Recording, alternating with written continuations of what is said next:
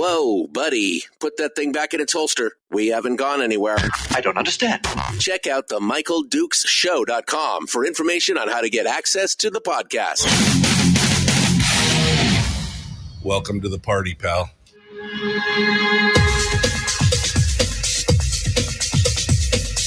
The Michael Dukes Show. The greed and the entitlement is astounding to me. What more could you want from a low-budget radio program? This is a dumpster fire. That was just BS. It is time to get a new perspective.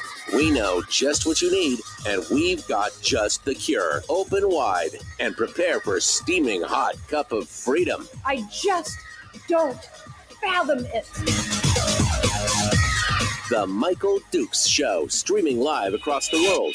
Well, across the world on the interwebs, that would be the internet, and around the state of Alaska on this, your favorite radio station and or FM translator. Yeah, that's right. It's the Michael Dukes Show, broadcasting live across everywhere. We're everywhere all the time. Everywhere, everything, all at once. That's a new movie. Hi, how are you? Welcome to the program. It is Thursday, and we're continuing on this morning in our discussion of the local politics and what's going on in the state. We've still got some post-election roundup stuff to do. Yesterday, we made it through a chunk of stuff, but we didn't make it through all of the different races and didn't get a chance to talk about them. Still a lot of stuff up in the air, and I'm going to talk a little bit about that today as well. Now, yesterday we hit on the fact several times that that the primary was not really even for many races primaries. They were just more kind of a polling, just to kind of take the temperature in the room more than anything else. It didn't really mean anything except for just a handful of races, right? I mean, the House race, the U.S. House race, the U.S. Senate race, and the governor's race it mattered for those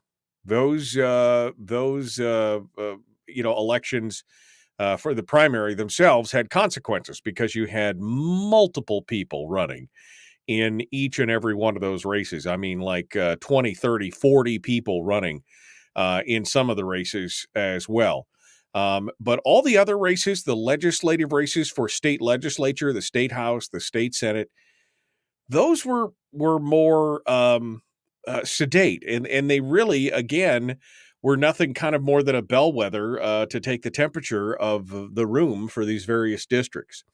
And I got a couple of emails and messages yesterday after the show that were like, "You don't understand. It's not as bad as you say it is. It's not."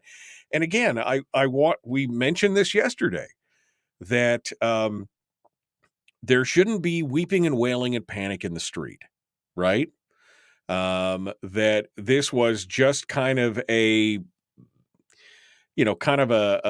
indicator of where you needed to shore up the defenses if you wanted to use kind of a combative, if you wanted to use combative imagery, this would be like, this is where you just need to shore up the defenses and know exactly where, the fights were going to be. And I'll have some examples of that here this morning. And I will kind of go over that as we go through. We're also going to discuss again the remainder of the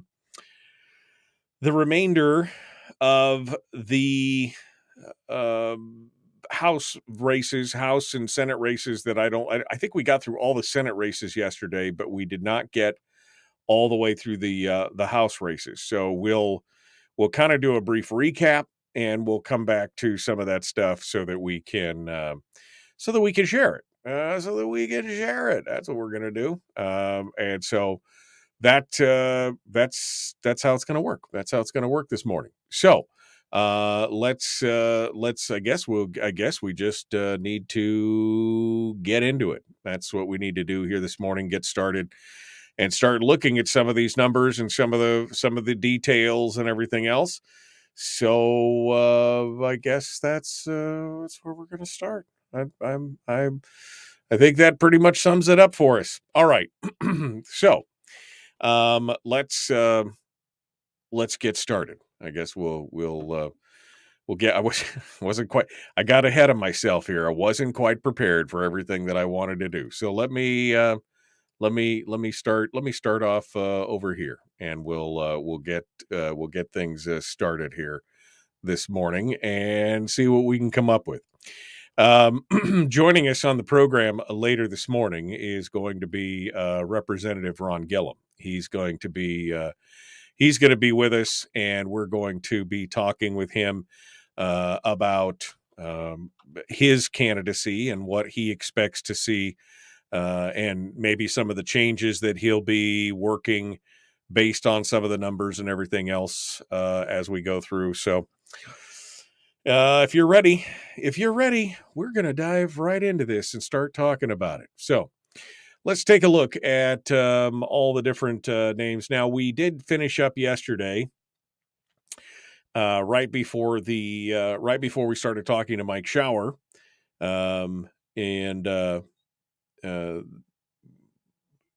I'm sorry, I just looked down and there was a comment that distracted me.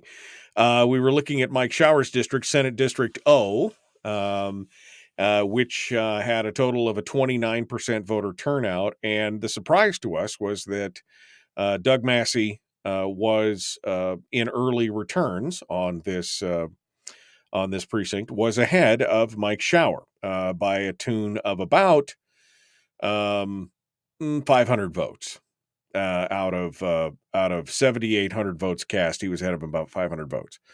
But this is a good time to kind of take a look at this and I think get a little bit of a better view. Let me show you.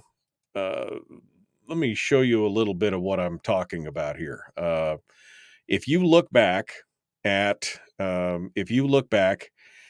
the last election for Mike Shower, you will note that he had that the total voter turnout for that election was pretty.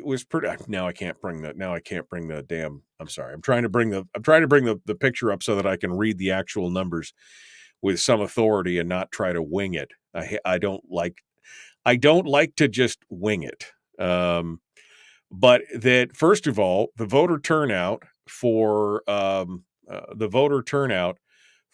Mike Shower's district is, generally speaking, pretty high. And in fact, if you look at the last numbers, here we go, finally got them up. There was almost a 50% voter turnout for Mike Shower, a 50% voter turnout in the district that Shower was in last year. They had 15,900, almost 16,000 votes cast. Now, if you look at the current number here, you'll see that there was only about 9,700 votes cast and a 30% voter turnout. So I think what you'll see is that many people just didn't come down and participate because they didn't feel, I guess, it was that important to do so. And as you look at the previous number, you'll see that when out of 15,000 votes, 15,598 votes that were cast in the last election, almost 12,000 of them went for Mike Shower. And so while these initial results, and we've seen this before, where special interests, especially during small, low turnout events like primaries, because primaries are always a lower turnout than the general election, that they have usually a disproportionate effect on those things. Now, that doesn't mean that we don't focus in. That doesn't mean that we don't pay close attention. But we'll see how that affects some of the other races as well. I've got a comparative or two on this later on. But this is where we got started. All right. Let's continue on. So we were talking about voter P, which is a Senate District P in the Fairbanks area. That's Scott Kawasaki and Jim Matherly. Scott Kawasaki has been there for quite a while, only a 20% voter turnout for that district. But you'll see that Jim Matherly is within just 100 votes of Scott Kawasaki. And there is a third Republican in the race, Alex Jaffrey, who had over 300 votes all on his own. So if we get down to an elimination round and just assume that half of those people in Jaffrey's who voted for Jaffrey voted for Matherly, then Matherly does have a good shot at being able to pull that one out. District Q, Robert Myers, which is our friend Rob Myers, 64% currently with almost a 28% voter turnout. He's got a pretty hefty advantage there, and looks like that he has a pretty good chance of returning to that seat. District R, this is one of the contentious seats where Click Bishop is reigning supreme. He's the one that's held that seat, currently holding a 56%, almost 57% lead. Total votes, 57% of total votes. Elijah Verhagen is down in the 25-26 percentile range. And then Burt Williams, who's the AIP candidate, is holding a 17% of the votes right now. The worst part about this is that even in a hypothetical thing where Burt Williams either drops out or is eliminated, even if you add these two numbers up here of the 17.37% for Burt and 25.69 for Elijah, you can't reach that 57%. And in fact, it would be an outright win for Bishop if this is where the number stayed. It would just be an outright in the first round, Bishop would win. Now, that means that Elijah's got some work to do between now and Election Day, for sure. Senate District F, Willie Keppel, Lyman Hoffman, all the voting precincts. No, 96% of the voting precincts. They're still missing 2 precincts, but Willie Keppel is up near 39%.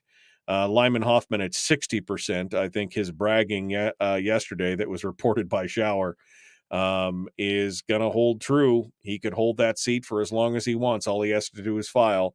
But congratulations to Willie Keppel for running a good campaign and trying to eat into that. 39% is no laughing matter in the bush when you're running against an incumbent Democrat out there. All right, now we move over to the House races. House District 1 down in the Sitka area.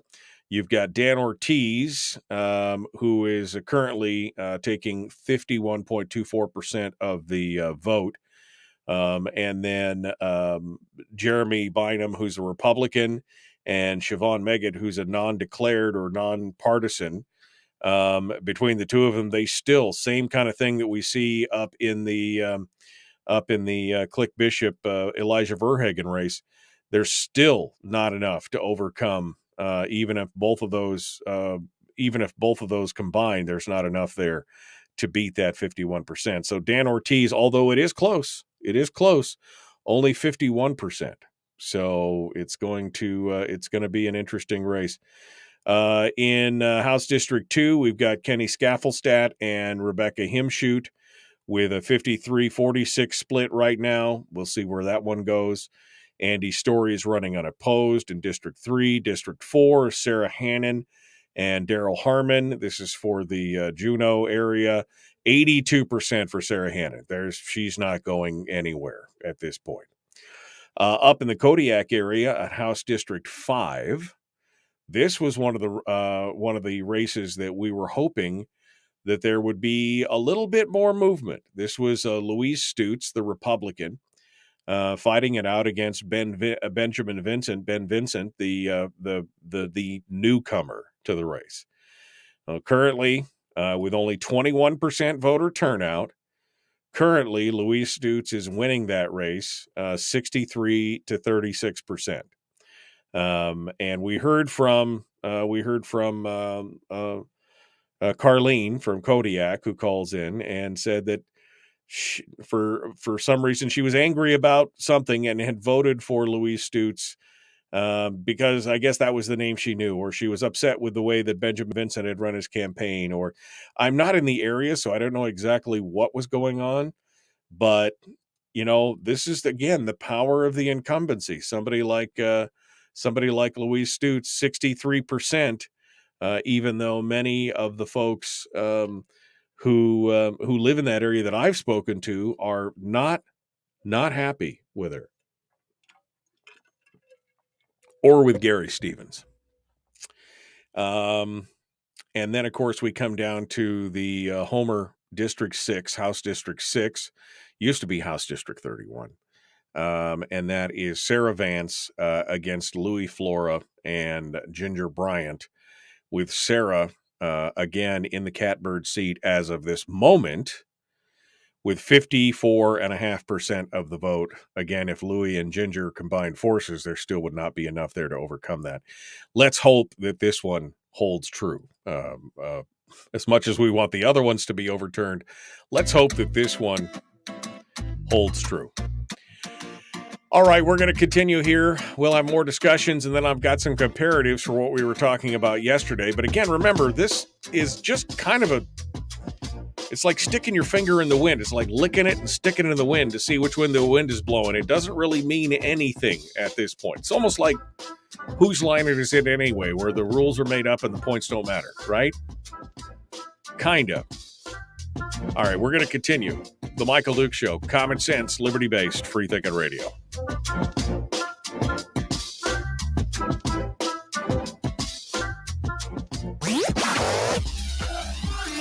Our light, our guide, and our trusted friend. Michael Duke Show.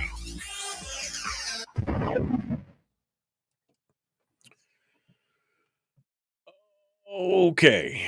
All right. We are in the break right now, and we are continuing on And Carlene voted for Stutes. What the? Yeah, no, she voted for Stutes and Stevens, and she said it was because she was angry. Now, I couldn't really figure out at the time because we were kind of short on time, and I was trying to figure out what she was mad about that caused her to vote for Stutes and Stevens.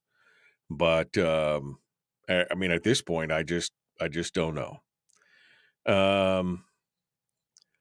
Well, I just got the page alert 21 minutes after the hour. Internet has been screwed up since the storm 2 weeks ago.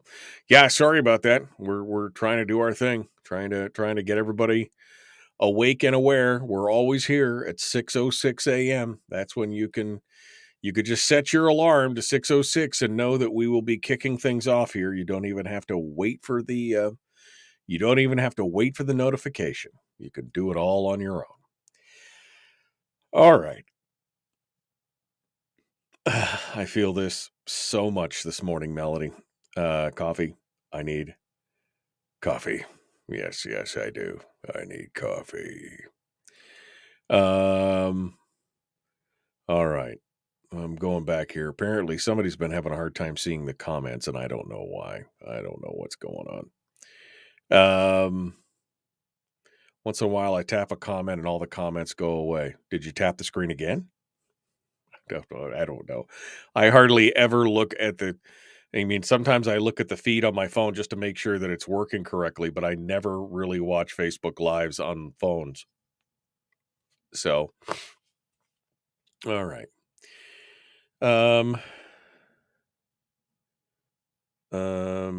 What? You lost your... Oh, Mustard Co. Must find coffee. Yeah. Must find coffee.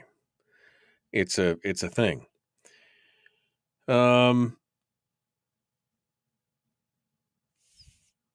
Well, good morning to all those who keep waking up from trying to function in a nation led by clowns and imbeciles.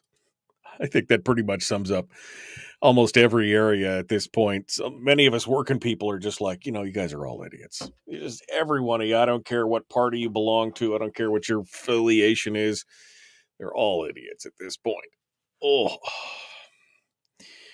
Good morning. Good morning. I see my dad's in there. See Jack. Good morning, Jack. Good morning. Not enough coffee. Not enough coffee in the entire world to make this whole thing right. The stupid Republicans are going to split the vote if they don't pull out. They will give the Dem Socialists the election in November. This is the problem. And this is one of the reasons why, we've seen this in some of the primaries and other things where you get multiple conservative candidates who may not always be Republicans. They may be, AIP members or constitutionalists or whatever. And you get these conservative candidates and they go in and they split the vote on these various seats. And that's how we ended up with Democrats sometimes in some of the seats. And that's just, again, it just comes back to why. I mean, they've admit that ranked choice voting is designed to help moderate candidates, people who, again, appeal to the middle. Because people are frustrated with the extremes. Well, I mean, I understand that, but that's the system that is there and is in place. The election was just a primary, so the top four moved to November's election. If they got 50% of one, then it's already decided. No, the top four moved to the election regardless if they got 50 plus one. It's in the general election that the 50 plus one thing comes into play. So even if they've got 50 plus one in the primary, that doesn't matter. That just means that they move on to the general. If they get 50 plus one in the general, then it's one and done.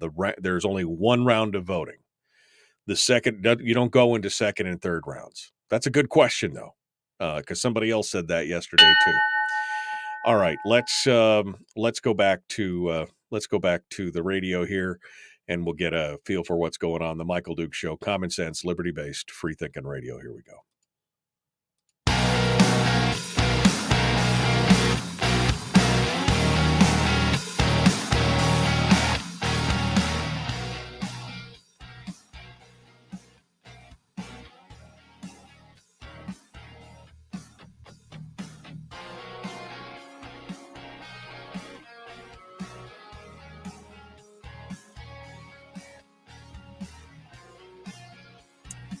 Okay, just had a good question come up in the chat room here right before we came back on the air, because we were talking about some of the different, voting styles and everything else. And Alaskan Bullet Point on YouTube says this election was just the primary, correct? So the top correct question mark.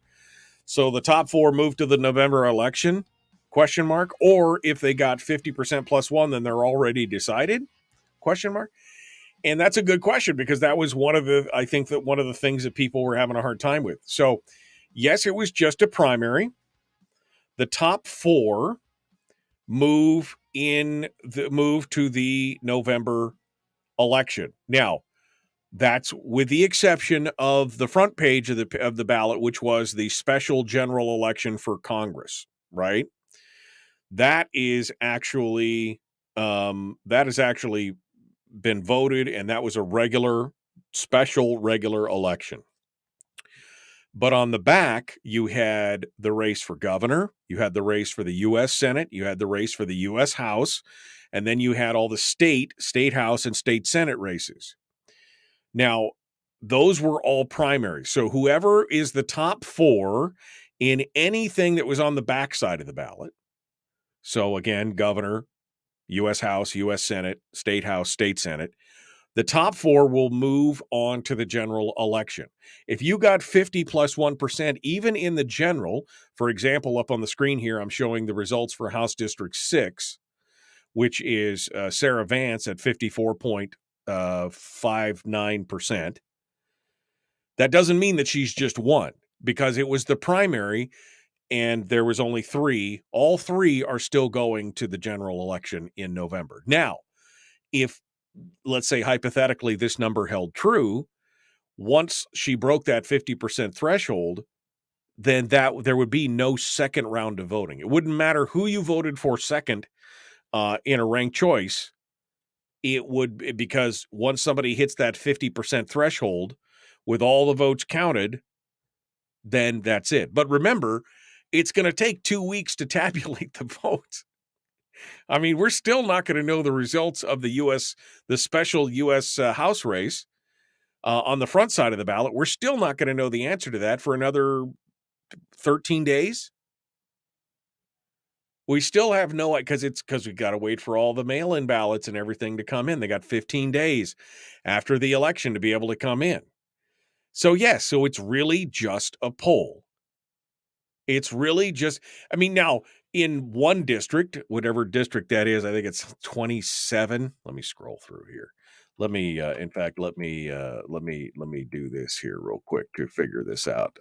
I think whoops, I got too many windows going on here. Let me go over here.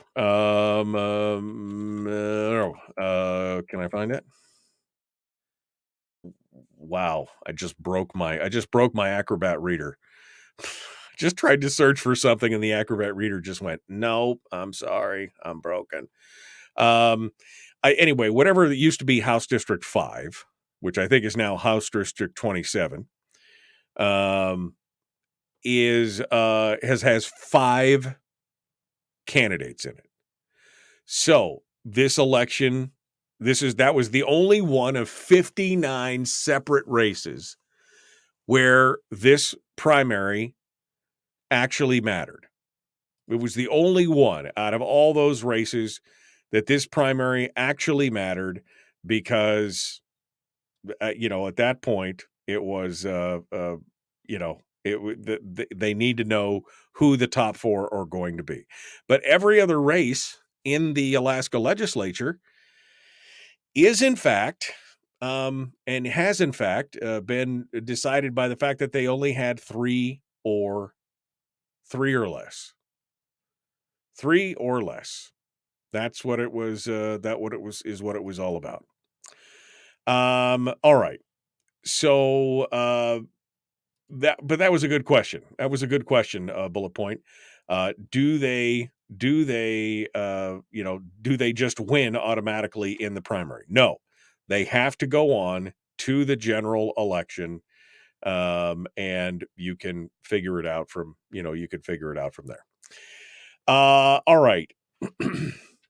It was a poll wasting thousands of dollars, says Cindy. Yeah, I mean, yes, but I mean, that's kind of how you got to get it. It's kind of how you got to get it all done, right? That's kind of how the whole thing is supposed to work. You're supposed to get it all done and get it all squared away there.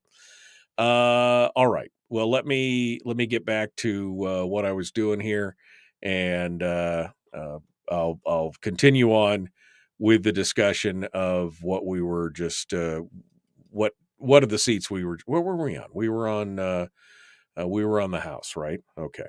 So let me continue this discussion on the House side. All right. Let's go back over here. We're in the Senate, down to the House. Okay. We were just finished up with Sarah Vance. Now we're going to move on to House District 7, Ron Gilham. Now, this was a surprise for many people because Ron has got quite a following down on the peninsula. We're going to talk to him about this here in just a little bit. But Ron had this was kind of a surprising thing because he had sorry, I got to get the window squared away here so that everybody could see everything. He had a total of 1,678 votes cast for him, and his opponent, Justin Ruffridge, had 2,100. So it was 56-43. Now, for a lot of folks, that was like, what just happened? Right? I mean, people were like, what is going on? How does that even work? And to that, I say, well, don't sweat it too much yet, because, I guess it's not over till the fat lady sings, yada, yada, yada. But look at the voter turnout here, 26%. Now that is extraordinarily low for this House district. And in fact, I will do a little bit of a comparative. I pulled the numbers from the last election in this area, and I've got it for those of you who are watching or want to watch later. I've got the numbers up on the screen if you want to come back and watch this on Facebook later or share it with your friends or whatever. But on the top is House District 30. That would have been the last election in 2022. On the bottom is the latest from the Tuesday primary. But you could see that the last time that they ran in this election, there was a 61% voter turnout. 61%. They really, really want to get out and vote in this district. They had over 10,000 votes in this district last time. 5,750 turned out for Gillham. James Baisden, who was running against him, got 3,300. Ron walked away with basically 62% of the vote. And so what you're looking at right now is essentially well under half of the actual voter turnout for this district is, turned out for the primary. So I think you're going to see some changes in this as we get closer to the election. But it definitely, it gives you a stutter. It makes your heart go pitter patter when you're like, what exactly happened here? What is going on? Same thing again for the Mike Shower race. Again, you could look up and see that the turnout for the primary is excruciatingly low. And again, this is more of a poll than anything else. That's all we're looking at. All right. I got me a little agua there. All right, let's continue on here. House District 7. What we were looking at. Now we go up to House District 8. Of course, it's Ben Carpenter, who was running unopposed. He received 100% of the vote. House District 9, which is up in Anchorage. Laddie Shaw, 55% to David Schaff's 44%. Still a pretty good turnout, 41, almost 42% turnout up there. Then we get a little bit further up into the Anchorage area, and then the rest of these, a big chunk of these are now Anchorage House seats for Anchorage House districts. Craig Johnson is ahead. The Republican is ahead of Sue Levy and Carolyn Storm, the two Democrats, and Mike Insulaco, the Libertarian, is coming in fourth in that race. You've got Julie Colombi and Ross Beeling and Walter Featherly all running for House District 11. Now, I talked to Ross Beeling a couple of years ago. It's been years since I've spoken with him, and I have no information on Julie Colombi. I've not spoken with her. I've not, and so I'm going to reach out to her and see if we can get some more information on where she stands. I think it would be an interesting thing. I mean, again, you just don't know what kind. You could see that it says Republican after her name, and just like it says Republican after Ross Beeling's name. But what does that mean? What is that? Does it mean that she is of the Kathy Tilton variety, or is she of the Steve Thompson, Bart LeBon variety? I don't know. Where does she stand on things? We're going to try and get that information in here. House District 12, you could see here Calvin Schrege and Jay McDonald, 56-43. Schrege, of course, is the nonpartisan, which is really just code for Democrat at this point. The big surprise for me was the House District 13, where Andy Josephson, the incumbent, is taking a knee here a bit to Kathy Hensley. She is up by over almost 3.5% at 48.45 over Andy Josephson in House District 13. Now, Kathy Hensley, just finished up a run for Assembly that was close race, but she didn't quite make it. But to go up against the incumbent Josephson, I'm interested to see what I didn't see the before and after borders on House District 13, but it would be interesting to see what those borders look like. And then you've got Timothy Hewitt, who's the Alaska Independence Party candidate, at the bottom at 6.5%.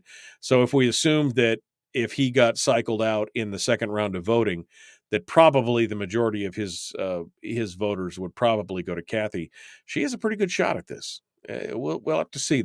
She has to hit that 51%. We'll see what happens. House District 14, of course, Elise Galvin has got a really good name recognition because of her multiple runs for Congress and everything else. She's currently leading Nicholas Danger 66-33%. So I think at this point, more than likely that unless Nicholas Danger decides to use my idea of making his theme song Danger Zone, he's I don't even think that would save him at this point. And then we get down into the Tom McKay, Denny Wells, David Ibeck. Again, if you get into a third round here, Tom McKay is at 46. The Democrat Denny Wells at 42, but David Ibeck at almost 12%, 12%. If we get to a second round, I think that Tom has got a pretty good shot at covering up that seat at 15 in House District 15. And then down to House District 16, where Liz Vasquez is battling it out with Jenny Armstrong. Jenny is, I don't. This is going to be a very tough race here. Because Liz has only got 36%. Jenny's at 51 already. You've got two Republicans and a Constitutional Party candidate in there. But again, even if you added this up, 35.93 plus 10.65, so now you're at 46%. You only get 9%, you're 49%. She could get all the votes from the other candidates, and Liz Vasquez has still got a reach to get there. Coming down here to the last few House races, but we're coming up on the break, and so we'll continue this discussion here in just a moment. And then we got Ron Gilham, who's going to be joining us. Here at the top of the next hour. So there we go. Back with more of the Michael Duke Show. Common sense, liberty-based, free-thinking radio. We'll return with more right after this.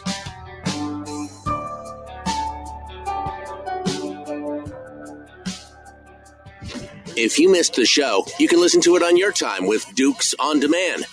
Oh, and it's free. Like America used to be. Streaming live every weekday morning on Facebook Live and MichaelDukesShow.com. Okay. Danger zone.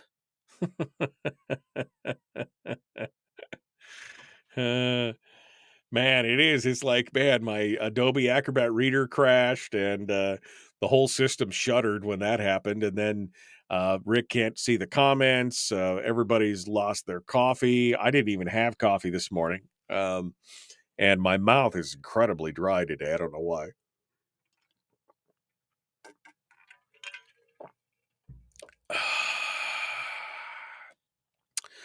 Better. Okay.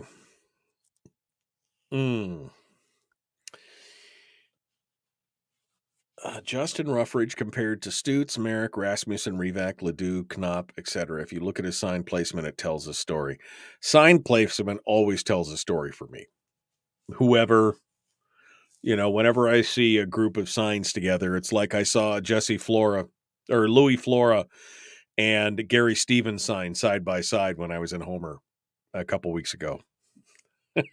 That was just like, yep, that pretty much sums it up. All you'd need now is a Lisa banner and a Tara Sweeney sign. That's all you'd need.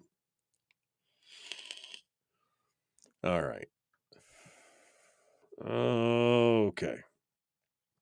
That's the gist of it. He any kin to Johnny Dangerously. My God, it's been so long since I've Johnny Dangerously.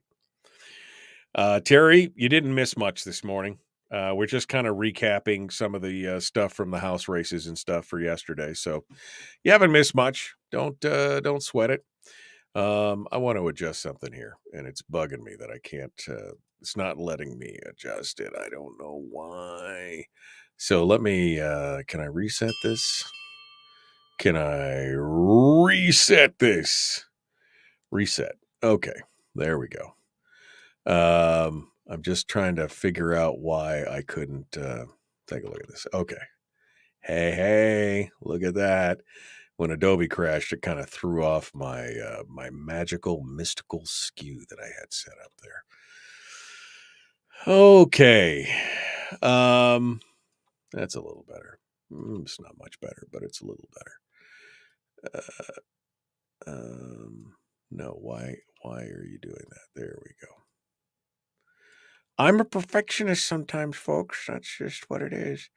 I probably should. There we go. How about that? Should I just pull it up like that? I could do that. All right. Now I can pull it even bigger so you could see it even easier on your phones. That's the important part. All right. Look at that. There we go. There we go. All right. And that was my phone.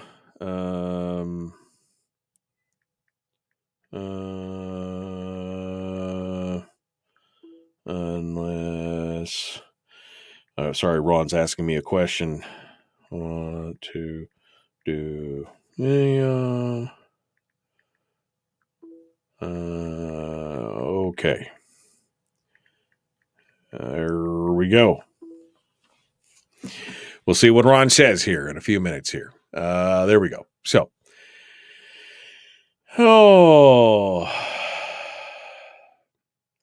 comments that show up on the laptop and are not at all showing up on the phone and vice versa. Dang internet. Well, don't worry, because just because you're seeing comments on one and not the other, that's how the thing works. Sometimes it just doesn't. Sometimes it just like I'll see comments on, because I've got it open in two screens. I'll see comments on one screen that just don't show up on the other screen. Not everybody sees every comment. So, yeah. Greg Collins says, yeah, lots of sign groups like that out on East End Road. Yeah, that's where I was. I was out on East End Road, and it was like Gary Stevens, Tara Sweeney, Lisa Murkowski, Louis Flora, and I'm like, oof. That pretty much, that's pretty much how it all works up there. Tara Sweeney, Lisa, and Walker signs all together as you roll into Soldaten near Alaska, USA. Yeah, I know. Oh, man. Keep losing connection on Facebook. Spins no connection. Will it make a difference on YouTube? You could try it on YouTube. I mean, who knows? A Walker Guerra will smoke Dunleavy. I mean, at this point, that's not necessarily true, Robert, but we'll see. Is this Michael Duke's technical support hour or radio show? Well, we were in the break, so it's kind of the technical support break. You know, this is what happens when I'm all alone, man. I'm all alone doing my own tech stuff. What are you going to do? What are you going to? You singing Danger Zone and the Coffee Kerfluffle are the most joyful things on the show. Well, and I'm glad I could. Danger Zone, highway to the... Yeah, no, it's all good. All right, we're gonna jump into it. Look at that. Here we go. 15 seconds. The Michael Duke Show. Common sense, liberty-based, free-thinking radio. Like and share, like and share, like and follow. Let's get to it.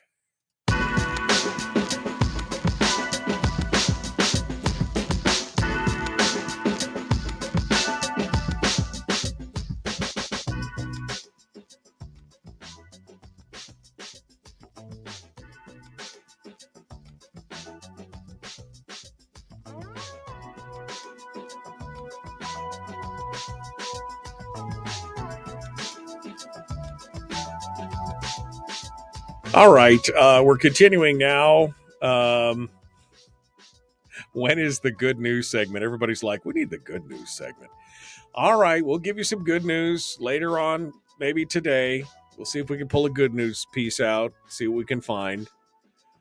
I mean, that was actually doing better than I really enjoy the good news segment. But let's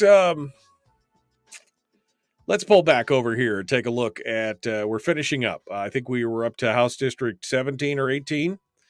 Where were we at? Yeah. Okay. So House District, yep, there we are. House District 16. That's where we were at. That was the Liz Vasquez race that we were just talking about. So then we moved on to House District 17, which is the Harriet Drummond, Zach Fields race. This one's neck and neck. This is where the two Democrats got redistricted together into the same district. And this one is, this is going to be a nail biter right down to the finish, folks, because it is 49.5% to 50.5%, with Zach Fields right now just taking the lead. Interestingly enough, it's only a 23% voter turnout, so we'll see what goes on there in this round. Now, with one of the lowest turnouts in the entire primary was House District 8, which is over, it's the east side. This is east side Anchorage. Only 8.5% turnout, which, wow, right? I mean, you're seeing other districts with 20, 35, 33, 28, 8%, 8.61% voter turnout. This is Gabrielle Ledoux's old district. David Nelson still holding a pretty solid lead over his competitors, which is Cliff Grow and Lynn Franks. But the problem here, again, is the math. David has got 41.93, almost 42%. But both Cliff Grow and Lynn Franks, who are both Democrats, 36.75 and 21.32, which means that in a second round, if one of them dropped off, if Lynn Franks at this point, who's the Democrat, dropped off, and we would assume that Cliff Grow's people would have marked Lynn Franks as their second choice, David Nelson may get the boot on that. Well, again, only an 8% voter turnout. So this is just a poll. But it is an indication of things to come when you got the two Democrats and the one Republican in the race like that. House District 19, Genevieve Mina and Russell Wyatt, two Democrats, but it looks like Genevieve has got a commanding lead there, 76% on those votes. House District 20, Paul Bauer, Andrew Gray, Scott Kohlhaas, Jordan Harry, Herrera. Sorry, Jordan. I apologize. Two Republicans, a Libertarian and a Democrat.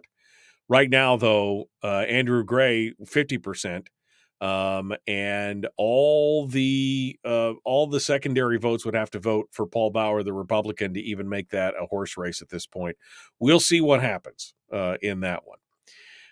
We've got House District 21, again, continuing in the Anchorage area, and really don't know much about many of these candidates, although Forrest Wolf is ahead 49% to 45% against the Democrat. Stanley Wright, Ted Eischeid, and Lisa Simpson in House District 22. The Democrat Ted Eischeid now currently ahead 41% to 35% for the Republican. But if the two Republicans combined at 35 and 22% in the third round, then Ted may not have a chance. But again, only a 14% voter turnout for House District 22. Jamie Allard versus Roger Branson in House District 23. Allard has got a pretty commanding lead at 57, almost 58%. Dan Sadler, this is Eagle River, House District 24 in Eagle River. Dan Sadler, 53%, Sharon Jackson, 25%, and then Darrell Nelson, the Democrat, at 20%.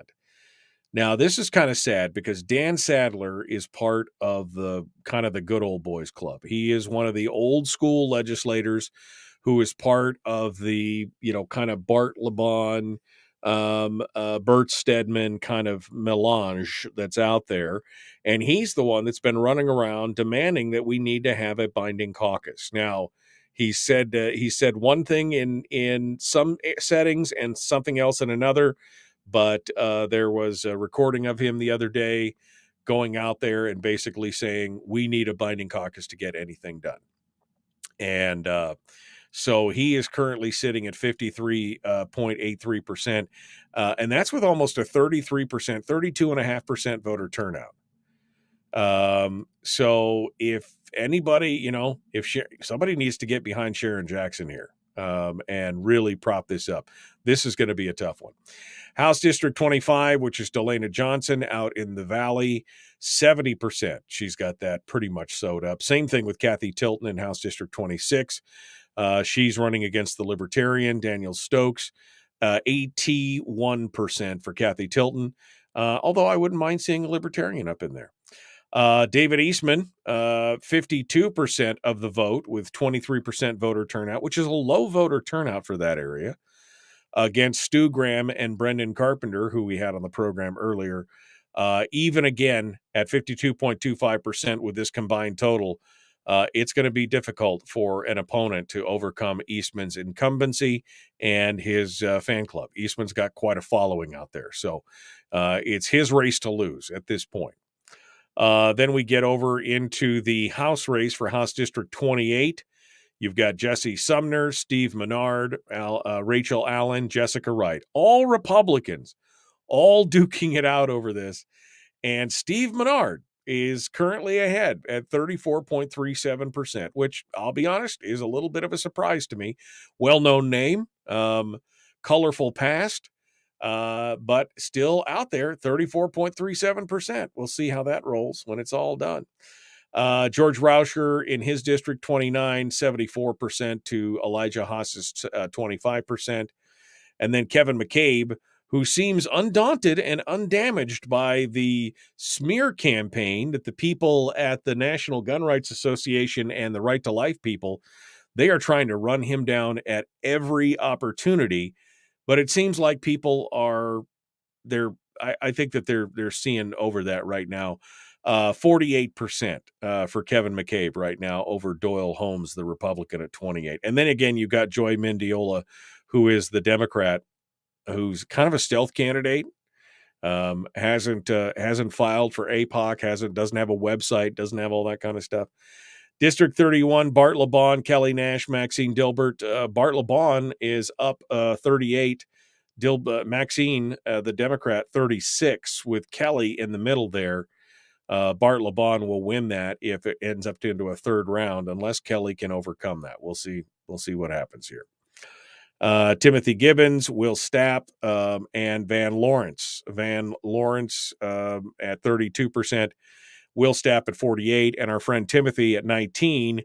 He now sent me an email yesterday and said it's giving him an opportunity to kind of reflect and focus on where he wants to now start his campaign for real. So he's just using this as a starting guide. So Timothy's in it to win it. We'll see how that turns out as well. All right. I didn't even get to this one. House District 35. There's the one with more than 5 in it right there. All right, we're out of time. We got Ron Gilham coming up. Maybe we'll finish this here in a little bit. The Michael Duke Show, Common Sense Radio.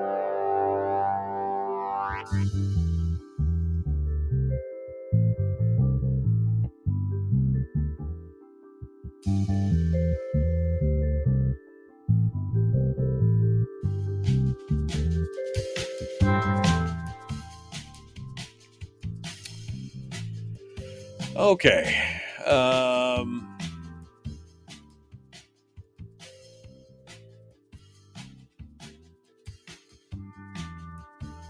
So Sharon Jackson needs to hammer that binding caucus rule. 4 people making the law and the rest having to go along. Exactly. That's what just makes my head spin. Voter packets popped into Kotzebue P.O. boxes the day after election. In the packet was my new voter ID and a paper on how to rank choice works. Also gave us examples of what not to do. 5 of us totally missed voting. Yeah.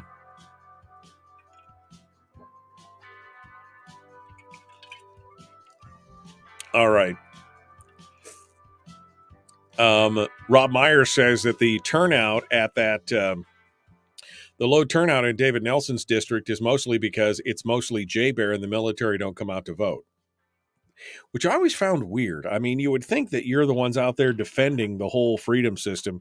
You think that you would be, almost by your patriotism obligated to go out and vote. You would think that that would make sense, but I've never understood that. But yeah, this thing for Sean here, that blows my mind. I got the voter packets the day of the election. In fact, I had already voted when my wife came home with the mail and said, "Hey, look, I think we got our voter things already." I mean, that's some pretty crazy stuff right there. All right, we're going to be with Ron Gilham here in just a second. I'm still scrolling through here. Why does the song Send in the Clowns keep getting stuck in my head? Harold says, I can't stress how meaningless these primary numbers are. It's incomplete. It's statistics that you would never, ever rely on the numbers. Why it's less than 50%. Again, I've been saying it all morning. I've said it all day yesterday. This is essentially just a poll. It's not really an election. But it does give you kind of an interesting informational pointer as to what direction things could be going or where the special interests are coming out. I mean, this is, again, you're not even seeing half the voters that are coming out on this as well. We talked about that earlier with the numbers, for example, in Ron Gilham's race, which we talked about. Menard, was he the one who messed up the hotel room? Yes. Like I said, a little bit of a colorful past. Here is the link to the Eagle River Forum that Dan Sadler said he would join a bonding caucus. Thank you for throwing that out there, Politidick. The primary is such a nothing burger. Well, I mean, it's an interesting data point. I'm not saying it's the end all be all, but it is interesting. It is an interesting data point. On the basis they don't have any skin in the game, not their home state, and they feel Alaska is no big deal. No, I think what Rob is saying is true, that many of the military maintain the residency in their home states and still vote there. So they're not really, they may not be paying attention to what's happening locally because they're paying attention to what's going on in their home state. So all right. We are about 2 minutes out here. I think we got Ron Gilham on the phone. You ready, Ron? You ready? All right. You ready to jump into this here? I am.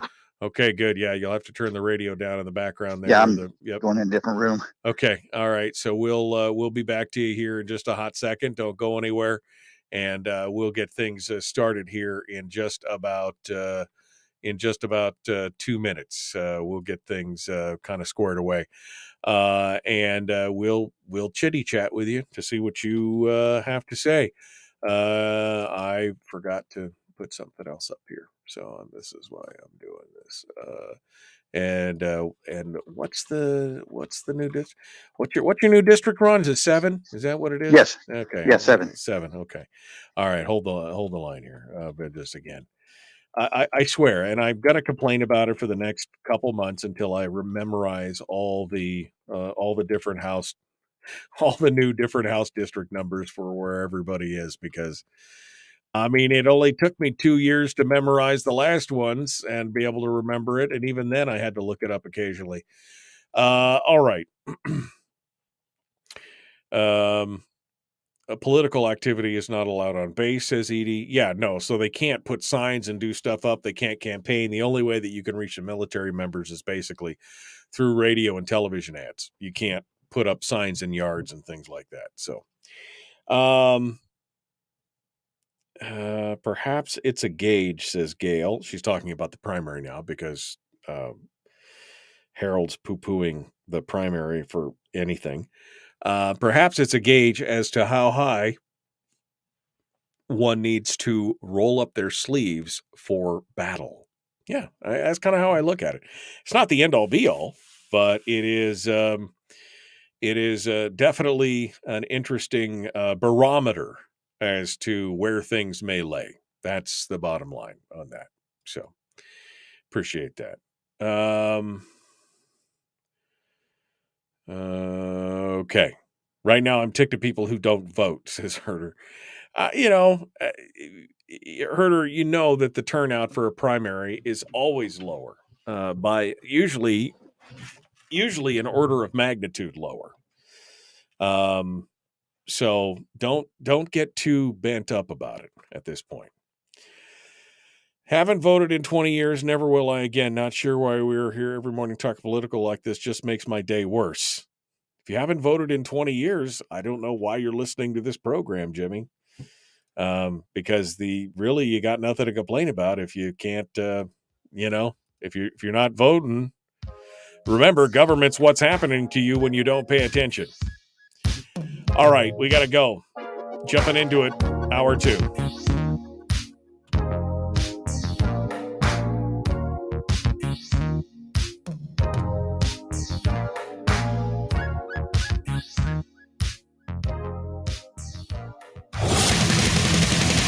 Whoa, buddy. Put that thing back in its holster. We haven't gone anywhere.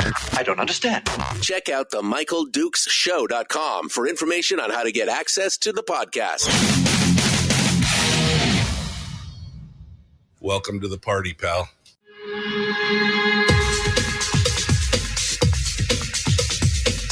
The Michael Dukes Show. The greed and the entitlement is astounding to me. What more could you want from a low-budget radio program? This is a dumpster fire. That was just BS. It is time to get a new perspective. We know just what you need, and we've got just the cure. Open wide and prepare for a steaming hot cup of freedom. I just don't fathom it. The Michael Dukes Show, streaming live across the world. Across the world on the internet at MichaelDukesShow.com, on Facebook, on YouTube, on Twitch, on anywhere we can inveigle ourselves into. And, of course, broadcasting across the state of Alaska on this, your favorite radio station and or translator. It is The Michael Dukes Show. Good morning. It's Thursday, and we're continuing on our kick here, talking about local political happenings. This is our post-election roundup, and joining us this morning to discuss the this latest election of the primary, which for state house and Senate races was really more of a poll than a primary because, well, I mean, it really didn't matter. It's like, again, I said earlier, it's like whose line is it anyway? It's a game where the rules are made up and the points don't matter at this point because there was really nothing else other than it's a bellwether for kind of which direction special interests are causing things to break. But discussing that with us this morning is Ron Gilham, Representative Ron Gillham, who is the representative from House District 30, which is soon to be House District 7, and he joins us this morning on the program. Good morning, sir. How are you? I am doing great, Michael. It's good to be back on your show again. I appreciate you coming on board, my friend. So here we are. Now, I mean, I will say I didn't hear a lot from you prior to the primary election. I know I saw a couple signs when I was down on the peninsula, but I haven't been hearing a lot of movement. Have you been waiting in the wings to try and kind of gauge the response of what's going on, or what? Give me an idea here of what you've been doing with your campaign up until this point. That's pretty much it. As you said, it was a poll, and I didn't want to spend a whole lot of money to have a poll done. I know my opponent has spent over $16,000 Right. just for a poll, Right. and I'm not going to waste that kind of money. So I went to a lot of events. I hung out at the Wednesday market every Wednesday, and then when something was happening here, I went to it. So I was out and about, but I wasn't doing any kind of ads or anything like that because I wanted to see what was going on with my opponent, and he's a little more liberal than what I am, actually a lot more. But like I said, without really knowing who he is, I just didn't want to waste that kind of money, to find out that what I already knew. Right. Well, obviously, he made a little bit of headway in the community, or he has a special cadre of folks who are backing him.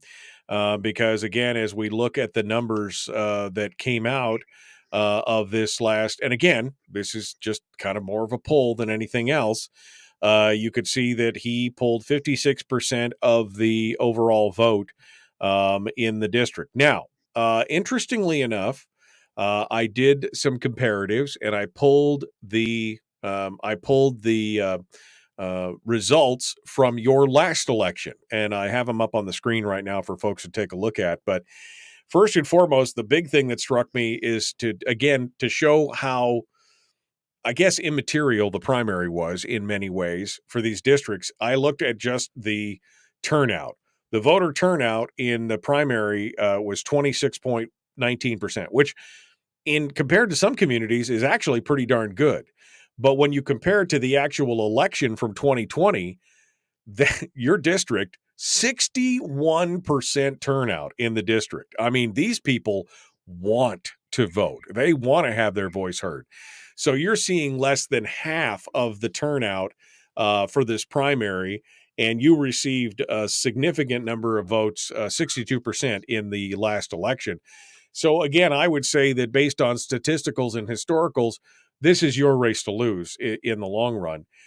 So what's your plan now, Ron? What are you planning on doing now that you've kind of got this poll behind you and you kind of understand where the community is going?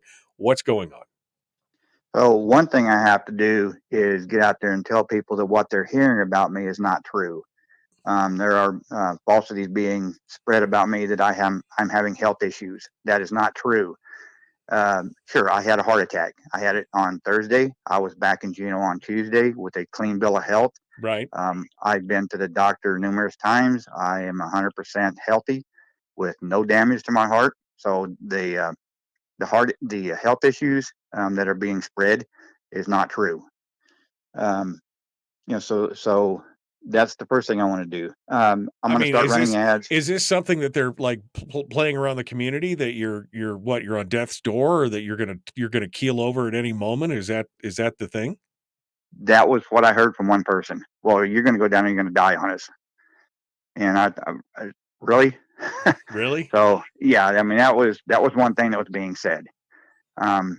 So like I said, I want to clear that up. I am not unhealthy at all. What happened to me was genetic. It was not for stress, and that's what I was told. It's too stressful on him. He's going to go down there and he's going to have another heart attack and die. What happened to me was genetics. It has been taken care of. I am fine. So, like I said, I have a 100% clean bill of health. Right. So okay. I'm not going to go down there and get stressed out and die on you. But there's a lot of things being said about me that are not true. Okay. So, I want to straighten that up. Sure. And I'm going to start putting that out on ads. Now, there are a lot of things that my opponent are saying about himself that are not true. He has been running different ads saying that he owns Soldotna Professional Pharmacy. That is not true. He owns 10%.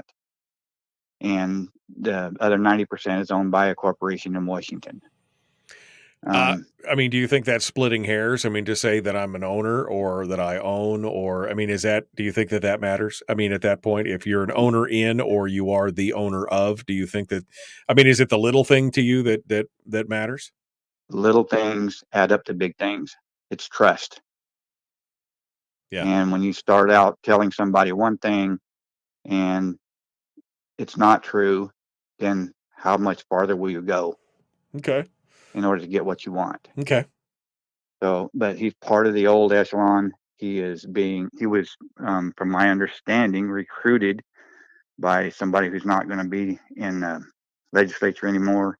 I don't know how much truth there was behind that, but he's got somebody behind him pushing him. Why would a young guy with a supposedly successful business want to go to Juneau unless he can get something out of it for himself? I've got 30 years experience in the oil and gas field, in the fisheries. He's a pharmacist.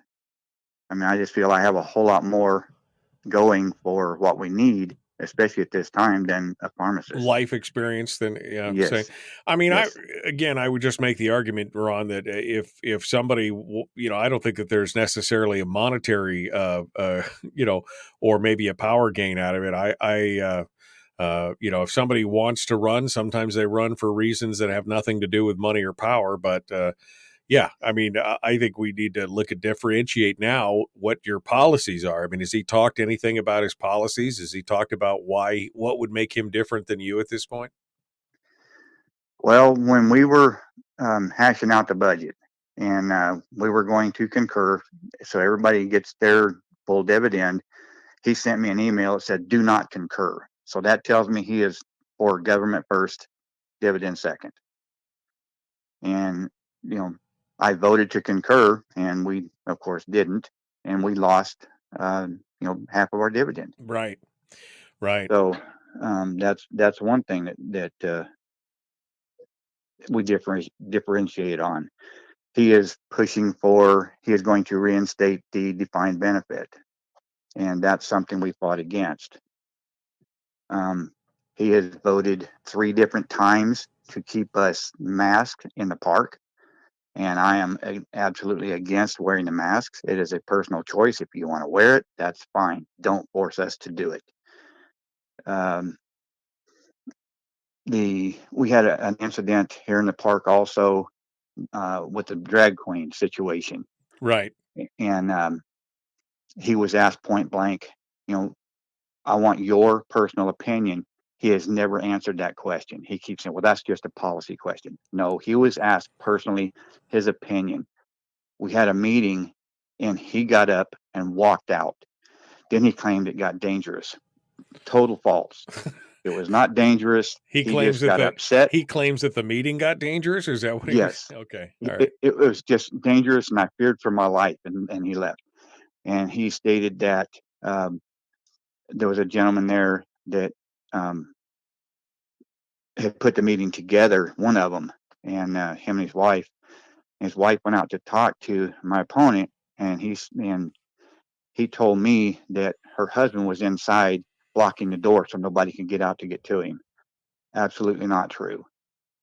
So he's saying a lot of things that is not true. And granted, I haven't been out there to disagree with him, but now I'm going to. People need to understand that if he goes back in, we're going backwards. Right. If he goes to Juneau, we are going backwards. Right. We have taken time. It has taken a lot of years to possibly get a majority in the House. The Senate, that's going to be questionable. But if he goes to Juneau, we are going backwards. That is just plain fact. He is too liberal to be in the conservative group. Ron Gilham is our guest GOP candidate for House District. Now it's going to be 7. House District 7 was House District 30. I saw some of the reactions on Facebook. I saw some comments where people were asking what happened? What's going on? Why, this was a little disheartening for people to see these numbers. Now, again, in retrospect, I can't reinforce this enough, but this was a seriously low, less than half turnout from what would be in a general election. You have not done any campaigning really up until this point. So what's your answer to people when they say, Ron, how did you come in so behind in this primary? What's going on? What's your reaction? Well, probably because I didn't get out there and knock on doors and just be out and about every day. He's got people that go around, knock on doors and say, vote for me. And I haven't done that. I've got 2.5 months now to run a campaign. Like I said, this was a poll. That's all it was. I wanted to see where each of us stood. Now I know. Now I have 2.5 months to campaign, and that's what I'm going to do. People are going to know I'm not. Another thing that was said is I just sat down there in Juneau and did nothing. My name is on over 50 bills, both sponsored and co-sponsored. There was over 400 bills. To do nothing, you don't know what is in those bills. You have to go over them. So it takes a lot of time to pick out the good bills, discard the bad ones. Right. So, that to come out and say, oh, he just sat down there and didn't do anything. He never done anything. That's false. Now, it was said that, well, he didn't pass any bills. That's fact. I was in the minority. They don't even listen. They don't even read our bills. Right. One of the bills I had was just to name a day after Hobo Jim, and I couldn't even get that read. I mean, it has over 30 names on it as co-sponsors, but I couldn't get it read. That ought to tell you something about how we were treated. Right. So something else that differentiates is my opponent's bragging about working with Andy Josephson and Liz Snyder. Well, if they come up with a good bill, yeah, it'd be great. I work with them, but they never put forth a really good bill. Right. And but you pick 2 of the hardest left people and brag about working with them. That's not saying a whole lot. And then, as you mentioned with signs, when you've got Sweeney, Walker, Lisa, and my opponent sign all lined up, that ought to say a lot. Right. It tells you what kind of Republican you are at that point, for sure. Exactly. Yeah, no, exactly. And my signs are together with myself, Kelly, Tuckerman, right, or Charlie. Yeah. So most of them are Kelly, Tuckerman, and myself. Right. Look, I mean, I think the biggest thing here as you look at this is, you did what you said you were going to do. You went down and said you were going to vote for a full PFD, and you voted for a full PFD, and you concurred for a full PFD, and you push, and you've talked about that. I think that will hold a lot of weight with people as we go through here, and I think it will be it'll be a good, I think people will see that. But yeah, I mean, I think at this point we realize everybody's always got to be, they've always got to be campaigning at this point. Unfortunately, that's the truth of the matter is that we need to be campaigning morning, noon, and night from the time we can to the time we can't. And I think that this shows, especially when you have special interests backing you, this is kind of the outcome of that. We're going to continue on with Ron Gilham here in just a second. We're up against the break. We've got to go. We'll be back with more. The Michael Duke Show continues. It is your home for common sense, liberty-based, free-thinking radio. Make sure you check us out on Facebook at facebook.com/Michael Duke Show if you want to be there. And also, of course, on YouTube, on Twitch. And you can pick us up on the podcast later on if you miss anything, you want to listen again. Podcasts are available, wherever you find podcasts. Apple Podcasts, iTunes, Google Play, CastBox, Stitcher, and, of course, Spotify. Back with more. And Ron Gilham right after this, The Michael Duke Show, Common Sense Radio.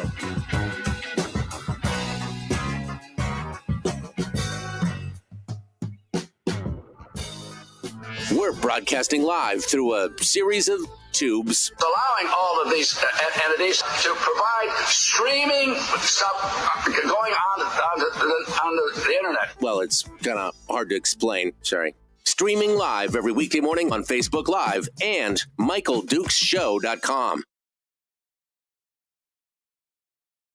Okay, we're in the break right now. Ron Gilham is our guest, and so we'll just change gears a little bit here, and chat with Ron, because I don't think we got much of a chance to chat with him during the session, so we'll just kind of revisit here. So, Ron, this last session, this last half of the session. What was your take on everything? I mean, was this again just an exercise in frustration, being in the minority? Was there anything good that came out of it? What's your take on this? Well, actually, I think the best thing that came out of it was we put together a group of 14 that stood strong together. We weren't a binding group. We were free to vote however we wanted to, but myself, Kevin McCabe, Kathy Tilton, Laddie Shaw, we just put this group together, and we had each other's back no matter what.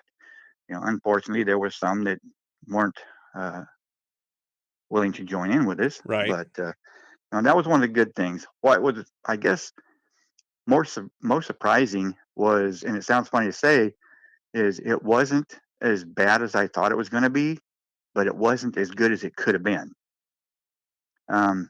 To watch what happened in the beginning when Stoots got put in as speaker, I sat by the door, and when Zach Fields and Kelly Merrick basically voted to sit Louise Stoots in the seat, they jumped up and out the door they went. We never seen either one of them for 3 days. Had no idea where they went or what happened. So it was a huge learning curve to be there. I enjoyed it. To represent the people of this district has been an honor that I could never have gotten any other way. I mean, it's just an amazing task. So I'm looking forward to going back. Good. With more like-minded people and make our 14 grow to a larger number. Right. And like I said, unfortunately, the Senate side is going to be a little tougher. But we were able to stop some of the bad legislation. I mean, there was some anti-Second Amendment legislation that was put forth, and we were able to stop that. Some of the better legislation, even though one bill, the telehealth bill, came from Ivy Sponholz. And, right. It took me a long time to sign on to that, and I was actually the second person to co-sponsor it. But after my final decision there was a huge snowstorm here in Soldotna and Kenai, and my thought was, I've got a lot of elderly people who cannot now get out of the house, but they have access to the internet. Right. So at that point, I said, you know what? Sign on to the bill and get it through, and we did. So I don't care which side of the fence you're on. You show me a good bill, I'll put my name on it. Right. But I'm not going to just rubber stamp anything that comes across. There was some bills from our side that I didn't agree with, and I didn't put my name on them. Right.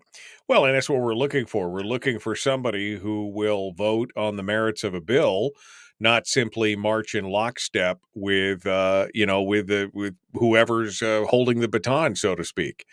I mean, that's what we want. That's why I think the binding caucus is so insidious. I mean, people need to be able to think for themselves. They need to be able to fight for their own ideals and for their own constituency.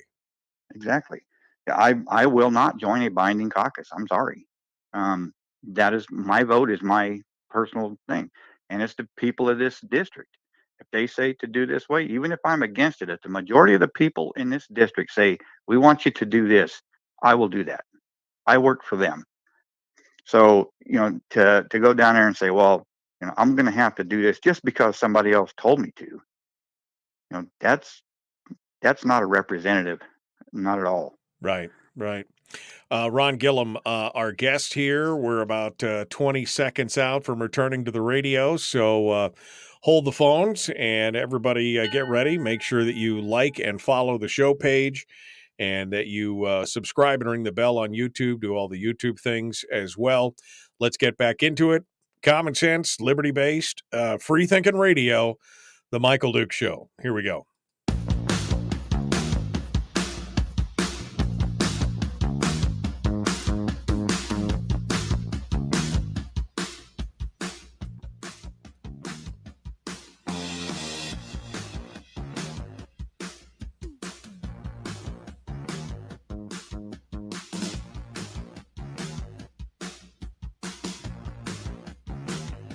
All right, continuing now, Ron Gilham is our guest, GOP candidate for House District 7, currently the representative for House District 30.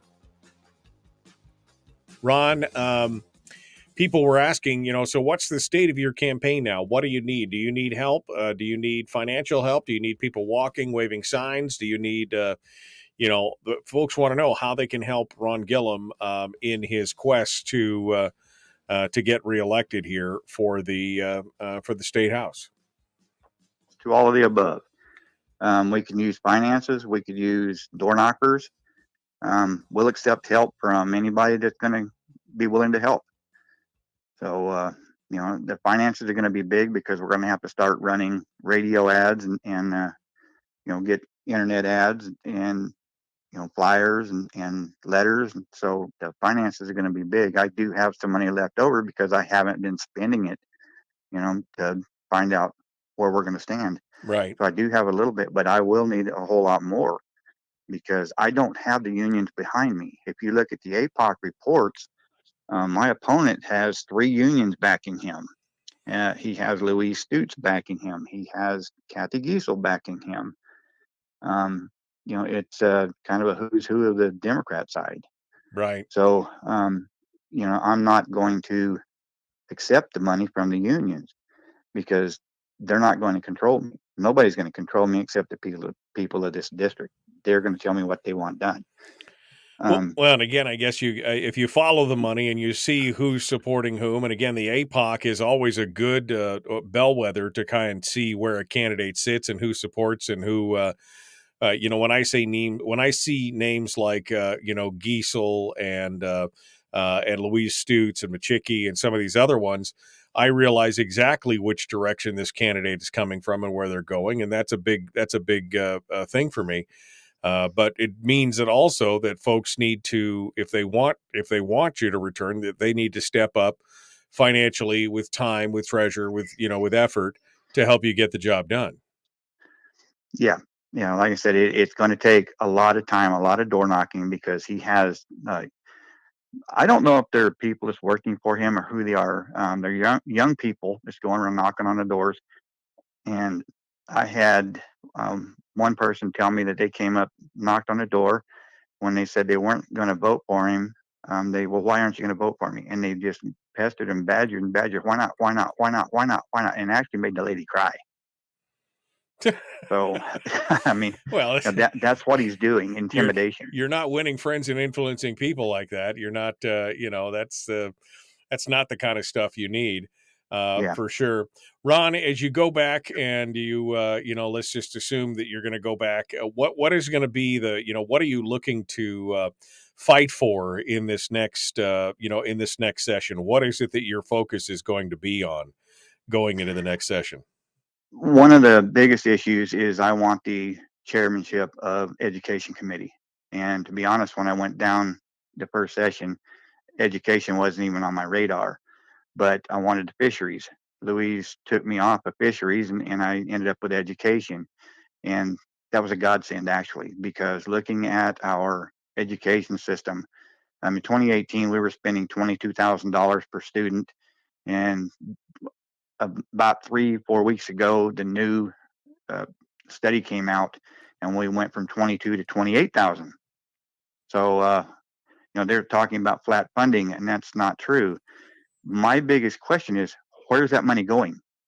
Because we have teachers that are having to supply their own pencils and their own supplies. Where's that $28,000 per student going? Right. So I am going to advocate for school choice. and parents' choice. So you're talking And about like backpack funding, where the funding follows the student versus exactly, going to the schools?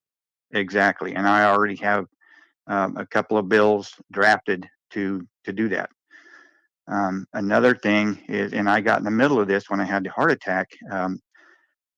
Sarah Vance had a bill or a resolution in the budget to have an advocate in a room with you in the hospital.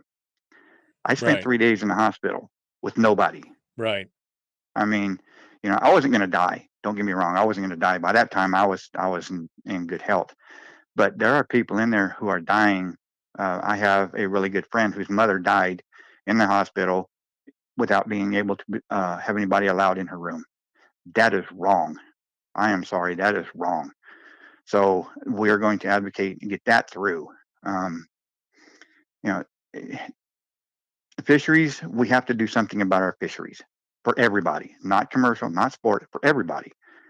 So we have to do something about that. I have talked to Representative Cronk. I've talked to Representative Vance, and there is a way to fix this, but we're going to have to work together and get it taken care of. There's a bill that was put forward by Dave Tallarico and picked up by Chris Tuck, had one hearing and was stuck into a drawer. So, there's just, I guess, the fisheries, education, and this patients' rights is going to be three of the strongest issues that I'm going to deal with when we get back down there. Well, and I think I've heard the patients' rights thing is, there's just, it reached an era of ridiculousness, in my opinion. As you watch these things go down, if somebody is willing to go into a hospital, and is willing to go into a hospital and fight for their, to visit and be and spend time with their loved ones in their last days, then and know the risks, right, that they may get COVID or whatever.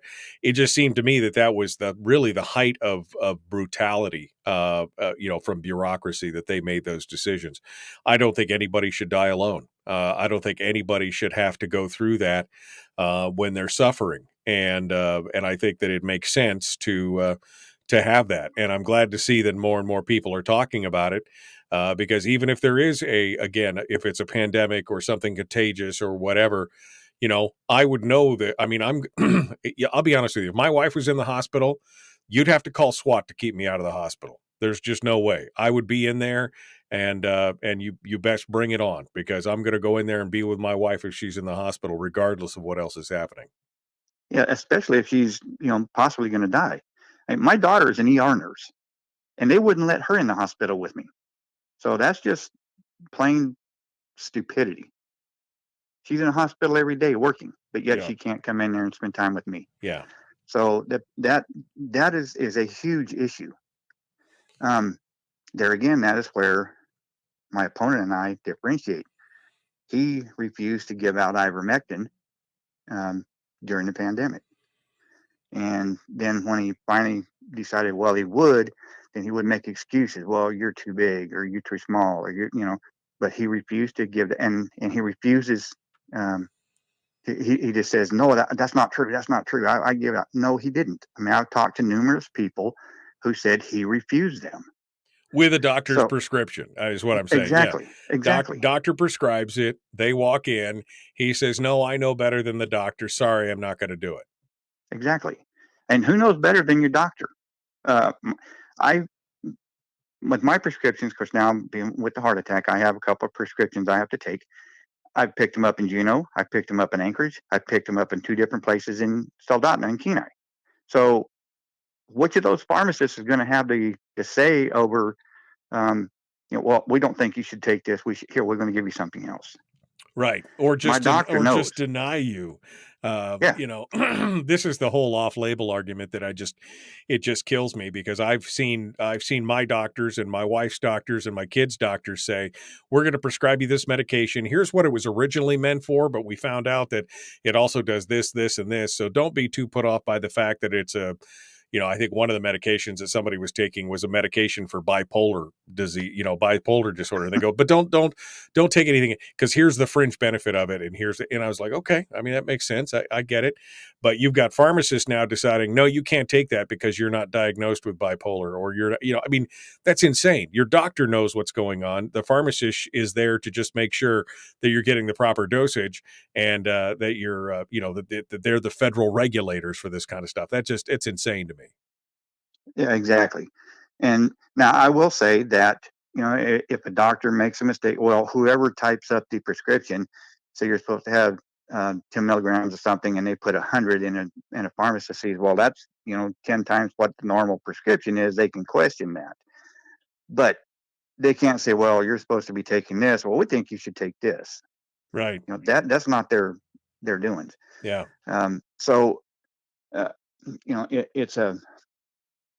They are there to prescribe doctor prescriptions, right? Not decide what you need to take. I think that's a valid bill, and I think that many Alaskans would support that. That seems to make a lot of sense. The education thing, I mean, I would love to see you as the chair of the education committee.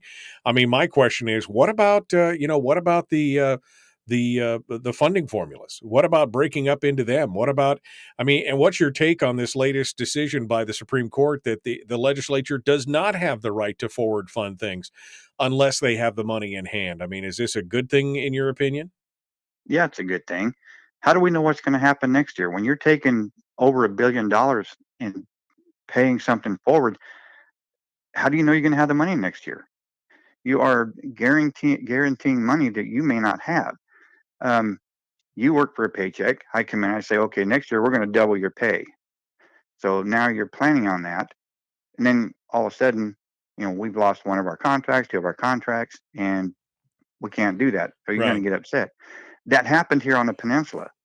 They were expecting a raise that did not come. So they sued. So how much money did that cost? Right. You can't spend money you don't have. Right. We have gotten into that issue of spending money we don't have. And I'll tell you what, when you do that, and all of a sudden you go, wow, we're short. Let's tax the oil companies. The oil company's not going to like that. Yeah. Because they are not our piggy bank. We have to control what we spend. And when you put something forward to do that, and you're in a minority, the majority goes, throw it aside. Right. The Physical Policy Working Group, they come up with some great ideas. They went, oh, that looks good. Throw it aside. We're going to do what we want to. So you support the work of the Fiscal Policy Working Group then? I do. Yeah. Not 100%, but about 90% of it. It was a bipartisan group. It was a great idea. Yeah. Ron Gilham is our guest. Ron, where could folks find out more about you? Where do they go? What do we need to do here? Well, I'm having a webpage put together now. There will be a donate button on it. They can go to Facebook, Representative Ron Gillham, or they can call. My phone number is 953-6525. Of course, area code 907. We can use help financially, and also for waving signs when that comes again. And I could use people to go door knocking. Right. So, address 45710 King Drive, Soldotna. And they want to send a check, they could send it there. I'm looking forward to going back, Michael. I really am. Okay. And, because I think we're going to do some good things. Ron Gilham, thank you, my friend, for coming on board and joining us today. We appreciate you sounding off, and we will see if we can get some people coming to you to help support. I mean, you need to get out on the airwaves. You need to get out on Facebook. You need to have that website to show people that you're serious about it. And it's good to see all those things coming together. Ron, I'm sorry. Get used to me. Get used to me. Get used to it. All right. Thank you, Ron. Appreciate it. Ron Gilham, our guest. Hold the line for a second, Ron. Folks, we're out of time for this segment. One more segment up next. We're going to take some phone calls. We're going to open up the phone lines for you. Maybe we'll finish up with a remainder of what we missed out on. We'll be back on the election results. We'll be back with more in just a moment. The Michael Duke Show, Common Sense Radio.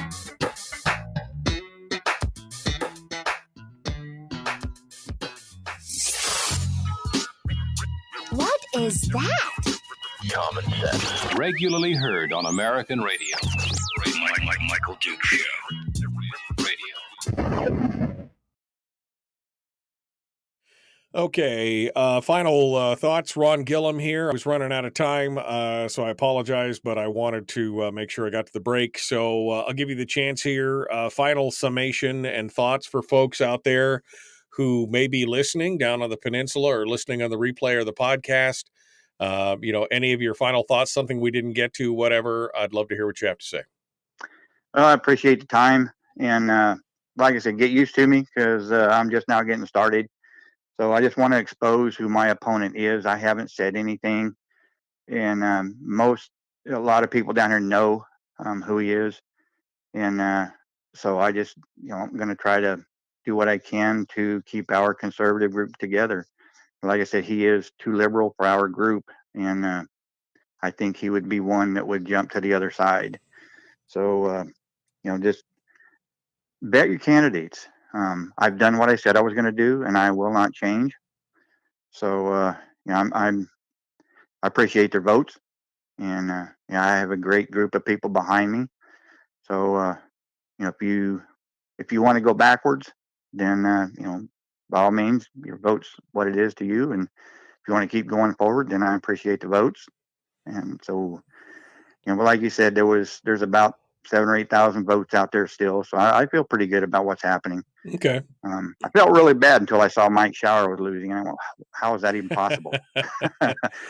Well, So you got a bit of redistricting in there. You got a bit of the fact that it's a low voter turnout. You got a lot of things, and you got the special interest. I mean, don't forget, you mentioned it early on, but specifically for Mike Shower, he got a whole new area, which was out here on KGB, where people had the name recognition of Massey. You've got all the unions behind him. Same thing in your district. You've got union support, and the special interests are getting out there. So it's no surprise. I think you'll see a whole different story when it comes to the general. But that doesn't mean that I think we need to make sure that we throw $25 in the kitty, $5, $10, $100, whatever we can afford, to make sure that you get your name out there and get things rolling on. I'd love to see that. So yeah, well, I appreciate a $5 donation just as much as a $1,500 donation. So that they all mean the same because they are helping. Some people just can't afford much; others can afford a lot, and I appreciate everything that comes in. Yeah. So, and then time. Yeah. Time is priceless. And if somebody wants to spend an hour walking down their street where they live, knock on doors, say vote for Ron. If they need flyers, get in touch with me, and I will bring them to you. Yeah. You want a yard sign? Give me your address, and I will bring it to you. You don't have to come to me. I will come to you. Right. So, well, I'm ready to get this done. Good. Turn the machine on, Ron. Here we go. That's what we need to do. So I appreciate you coming on board. Thank you, Ron Gilham, for being part of it today. All right. Thanks, Michael. Talk to you later. Ron Gilham, our guest here on the Michael Duke Show. All right. I suppose I need to turn the phone lines on because I didn't have them on yet today. Let me get everything squared away here. We'll see if we can get the phones all up and running and see what comes out of that. Where is there it is. Okay. All right, folks, don't forget to like and share this video and like and follow the show page and do all the YouTube things and the Facebook things and the Twitch things and everything just to keep us all on track. Looks like we got about 75 folks in between all the platforms here this morning, so it's good to see all of you. Thank you for coming out. If you share this with your friends, just maybe we can get more people involved.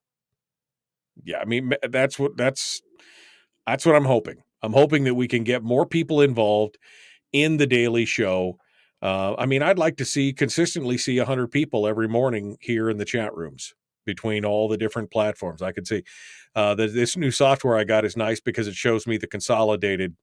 I could see right now 75 people total. I've got 50 people on Facebook. I've got another 23, 24 on YouTube. I got a couple on Twitch. It's nice to see that, but I would like to consistently see about 100 people in here because then we know that we're spreading the word. We're getting more people involved. And I know a lot of you are sharing the show, and I appreciate that. Don't get me wrong. I appreciate the fact that you're sharing the show and that you're all letting people know about it. But if you haven't, would you? and just say, say something like, get involved in the conversation. Get listen in to get educated on Alaskan politics or whatever it is that you need to say in there. But let's get some more folks involved in this. It would sure be nice to see, consistently see, 100 folks or so, in the show every day. So I'd love to, I would love to see that here. All right. 20 seconds out. Looks like we got one line on hold. We're going to take some calls. We're going to be doing that. Let's jump into it. The Michael Duke Show, common sense, liberty-based, free-thinking radio. Like and share, like and follow. Do all the stuff. Here we go.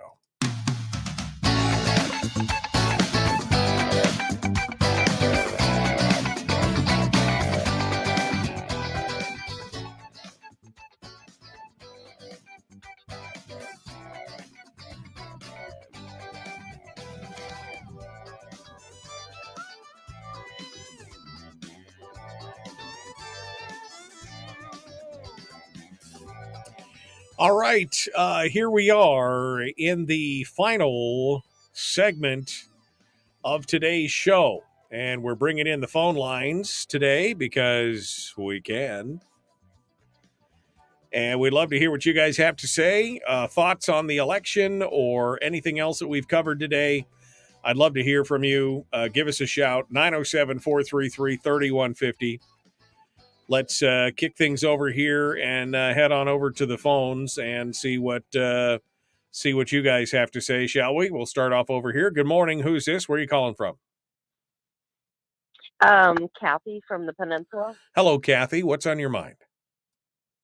I just want to say that Ron Gilham is gonna show the movie 2000 of Mules, and it's gonna be at the Kenai New Life on Princess Street in Kenai.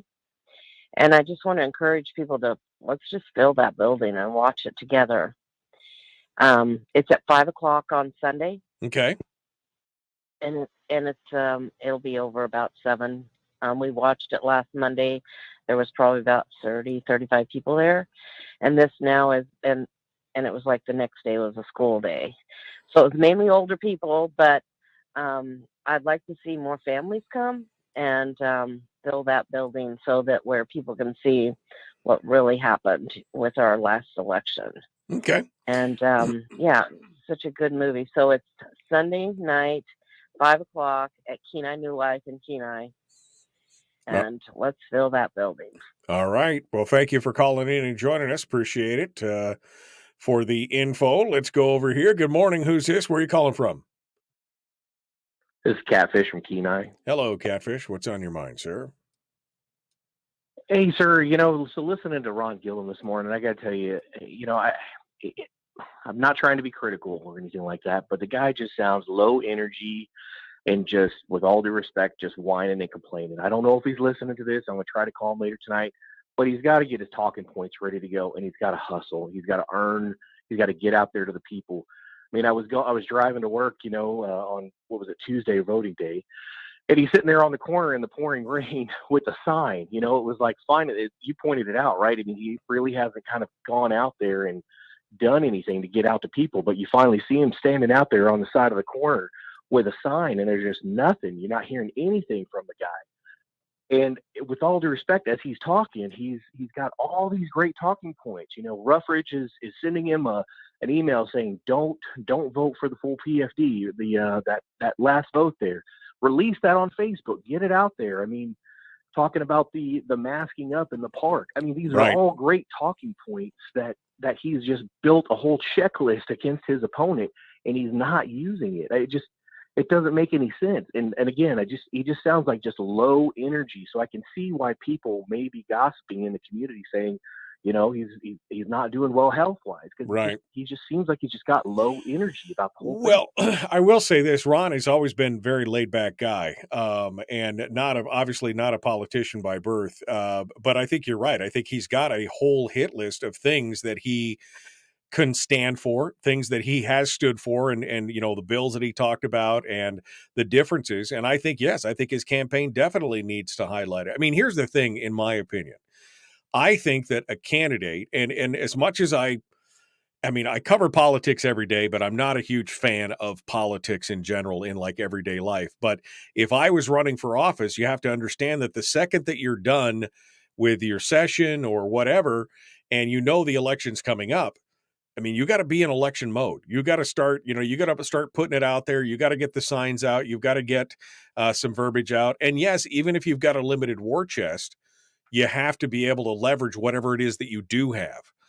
If you want to save the war chest, and I think it's probably smart to save the war chest prior to the primary, because again, the primary didn't really matter. Now, if it was pre ranked choice voting and pre-jungle primary, it probably would have been a different story. He would have had to have fought harder because, you know, Ruffridge is a Republican, registered as a Republican, and so they'd have to battle it out for the primary.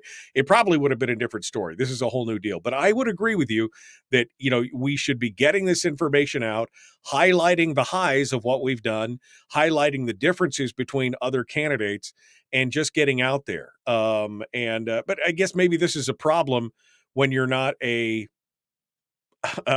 pro politician or have a big organization behind you, right? Well, I get it. I do. I mean, he's you know, kind of the grassroots candidate, right? Just kind of, you know, like you said, you know, 30 years in oil and gas, just hard worker, nose to the ground, getting things done, and that's what he's got to rely on. But again, he's got to get fired up, and he's got to get the message out to people. I mean, getting out there and showing that 2,000 mules this weekend, that's great. You're going to get a couple hundred people come to that event. That's great. But you got to be knocking on doors. Go shake hands and you know, kiss babies at Fred Meyer, Walmart. Do what you got to do, but get out there. Come back with my baby. Come back with my baby. Yeah, no, I mean, but I agree with you. I mean, again, I think that any candidate at this point, especially under this ranked choice voting thing, where there's so many weird things and so many unknowns, we should be hitting this hard every day. Every candidate out there needs to put the rubber down and just, you know, just peel out, get going. Get excited. And I'm hoping that he gets enough support financially to be able to do a good, you know, on-air campaign, a good Facebook media campaign, a good, you know, and highlight. Like you said, if it was me, I would have a snapshot of that email, and I'd be posting that up in an ad on Facebook to say, this is what he stands for. He doesn't want you to have your PFD. I voted for a full PFD. I mean, differentiate. That's how you get through and highlight to people out there. And I mean, the Peninsula being the, you know, pretty much one of the reddest districts in the state, that would play well. You know, I'm for a full PFD. He obviously wants government to have first choice. Here's the email. What more do you need to say? That sells a lot more than anything else. Absolutely. Yeah. Get fired up, Ron. We want to vote for you. You just need to get fired up. Thanks for your time. Appreciate it. Again, it's hard when your personality, I think, and I guess Ron is a very low key guy. I mean, he's just very, like you said, put the nose down, get the job done, you know, and not up on the kind of the hype and the things like that. You know. So yeah, we're gonna see if we can find somebody to help work with Ron on that and get the word out there. I think this is important stuff, and I think Catfish is right. That differentiation. I voted for this. This is why. Here's what's going on. Here's what my opponent wants. Here are the people that are backing my opponents. I mean, to me, that's another big thing. I mean, I would be taking snapshots. If it was me, I would be taking snapshots of the APOC report for who's contributing. My opponent is being supported by the unions, by the Kathy Giesels of the world, by the Louise Stutzers of the world. If you want that business as usual, government first crowd to be part of it, then he's your man. And if not, then I'm your man. There's got to be a little passion in there. There does. And so I'm hoping that this is the kickoff for Ron. And of course, I hope he has all the support in the world from folks out there like you. I agree. He's right. Catfish was right. I mean, Ron is the grassroots candidate. You saw what happened when he ran against Machicki that first time, almost beating him in the primary. That was like the wake-up call for many people down there, including Machicki, that Ron Gilham is a force to be reckoned with. The campaign needs to start right now. So that's, tough decision to run negative messaging with people being sensitive to dirty campaigning. I don't think it's a negative message. I'm saying here's where I stand. Here's where my opponent stands. That's all it is. I mean, and it's not dirty when you're saying this is what he wanted. He wanted me not to concur with a full PFD. I believe that that's the people's money. I believe that it would do well for them and that government should come second in that race. I don't think that's negative. I think that's just stating the fact. That's my take on it. So I want to I want to see more. I want to see Ron get back into the legislature. I want to see Mike Shower get back into I want to see a majority in both the House and the Senate. Can we do it? I hope so. All right, we're out of time for today, my friends. Tomorrow's Firearms Friday. We're going to be back with more. Common sense, liberty-based, free-thinking radio. Be kind, love one another, live well.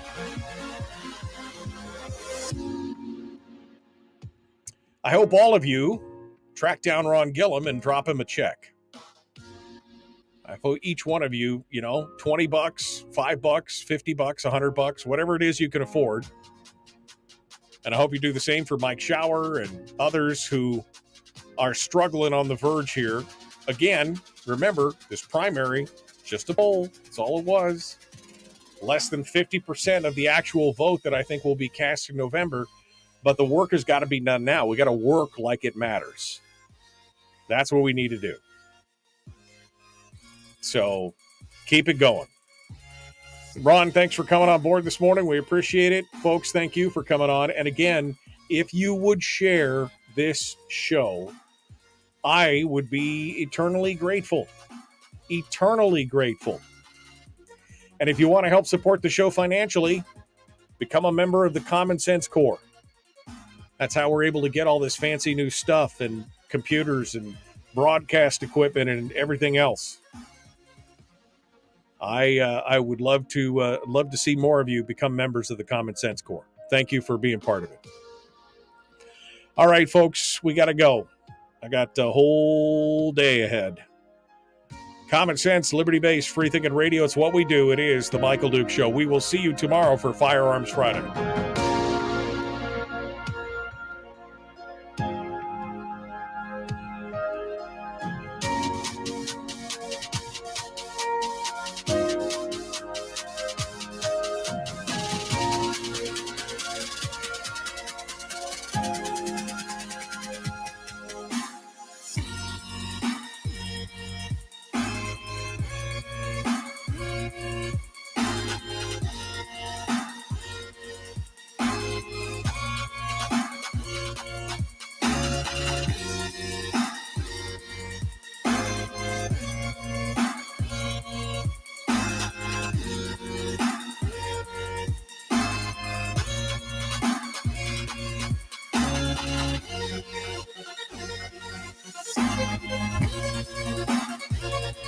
Goodbye.